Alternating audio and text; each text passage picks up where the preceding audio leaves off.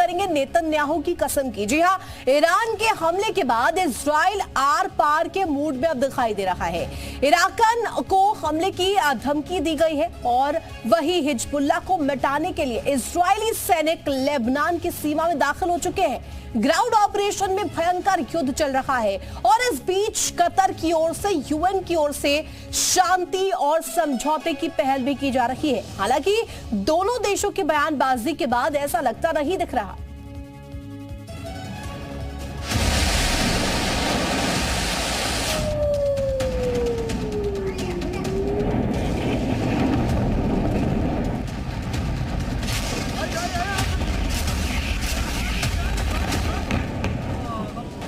दो मोर्चों पर युद्ध की आग में झुलस रही है। एक तरफ रूस और यूक्रेन के बीच जंग चल रही है, वहीं इजराइल और ईरान के बीच तनाव चरम पर चल रहा है। रूस पर अब यूक्रेन और भी ज्यादा आक्रामक हमले कर रहा है। वहीं ईरान के हमले के बाद इजराइल किसी भी वक्त हमला कर सकता है।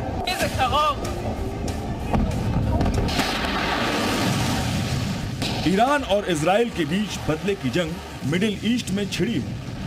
ईरान मिसाइल बरसा रहा है और इजराइल उन हमलों का मुंह तोड़ जवाब देने की तैयारी में है। ईरान ने इजराइल पर 200 मिसाइलें दागी तो हिजबुल्लाह की ओर से भी इजराइल पर लगातार हमले हो रहे हैं।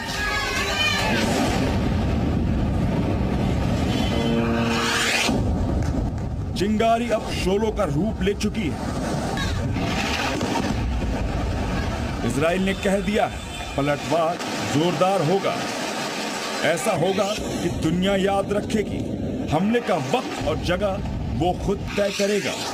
वहीं ईरान ने दो टूक कहा है कि अभी तो शुरुआत है, इजराइल को पूरी तरह से बर्बाद कर देंगे।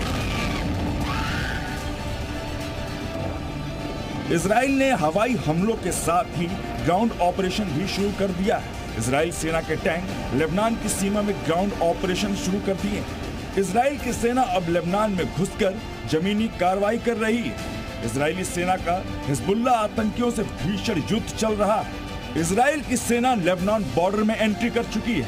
सीमा से सटे लेबनान के गांवों के लिए चेतावनी जारी की गई है। लेबनानी अपनी सुरक्षा के लिए घरों को खाली करके भाग गए हैं। वहीं इजराइल की ओर से लोगों को घरों में वापस न लौटने की चेतावनी जारी की गई है। इजराइल के 10 सैनिकों की मौत हो गई जबकि 60 घायल हुए हैं। हिजबुल्लाह ने दावा किया है कि उसने इजराइल के 3 टैंकों को भी ध्वस्त कर दिया है। तस्वीरें भी सामने आई हैं जिसमें इजराइल के घायल सैनिक दिखाई दे रहे हैं जिन्हें हेलीकॉप्टर के जरिए अस्पताल पहुंचाया जा रहा है।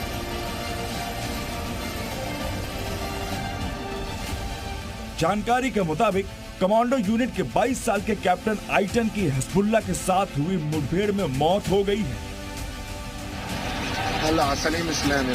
हालांकि इजराइल ने ग्राउंड ऑपरेशन के साथ ही लेबनान में कई जगह हवाई हमले भी किए। बेरूत में 4 जगह आईडीएफ के फाइटर जेट्स ने बमबारी की जिसमें 46 लोगों की मौत की खबर है। वहीं इजराइल के हमले में करीब 85 लोग घायल हुए हैं।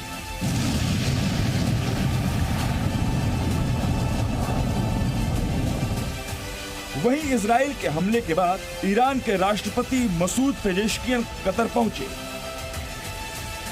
امنیت منطقه امنیت همه ما مسلمان هاست و ما به هیچ وجه به دنبال جنگ و خونریزی نیستیم. از موقعی که بنده به عنوان رئیس جمهور انتخاب شدم در تمام صحبت ها تلاشم بر این بوده که بگیم ما به دنبال صلحیم، ما به دنبال آرامشیم. هیچ کشوری هیچ منطقه‌ای با جنگ نمیتونه به توسعه برسه. ما به دنبال جنگ نیستیم. این اسرائیل که ما رو وادار میکنه که عکس العمل نشون بدیم.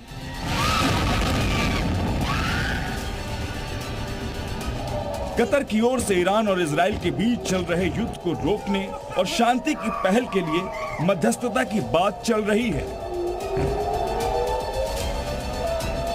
التصعيد الأخير في الأيام الماضية في لبنان هو ما حذرنا منه منذ بداية العدوان الإسرائيلي، وهو في تزايد، وقد عملت دولة قطر بشكل مكثف للوصول إلى وقف لإطلاق النار واحتواء الصراع، ولكن التطورات متسارعة وبات خفض التصعيد هو أن يتوقف جيش الاحتلال عن حربه الظالمة على الأشقاء في غزة والضفة الغربية وعدوانه على لبنان. वहीं इजराइल और ईरान के बीच बढ़ते तनाव और लेबनान में इजराइल के ग्राउंड ऑपरेशन के बाद 15 सदस्यीय संयुक्त राष्ट्र सुरक्षा परिषद ने बैठक की। लेबनान इजराइल संघर्ष को पूरे क्षेत्र में फैलने से रोकने के प्रयासों का आह्वान किया गया। हालांकि इजराइल के प्रतिनिधि ने वहां भी कड़ी प्रतिक्रिया दी। Those who attack us will face serious consequences. For every missile fired, we will respond with strength. तो वहीं ईरान भी हमले के बाद पीछे हटने के मूड में नहीं दिख रहा है। यूएन में ईरान के प्रतिनिधि ने कहा कि अगर इजराइल की ओर से प्रतिक्रिया हुई तो ईरान पीछे नहीं हटेगा। Iran is fully prepared to take further defensive measures if necessary to protect its legitimate interests and defend its territorial integrity and sovereignty against any act of military aggressions and the illegal use of force. In this regard, Iran will have no hesitation. Lebanon की राजधानी Beirut में Israeli defence force की बमबारी जारी है। Israeli लड़ाकू विमानों ने बेरूत में यह हमला कितना भीषण किया। धमाके के बाद उठी आग की ऊंची ऊंची लपटें देखकर ऐसा लगा मानो रात में ही सूरज निकल आया हो। ब्यूरो रिपोर्ट, जी मीडिया।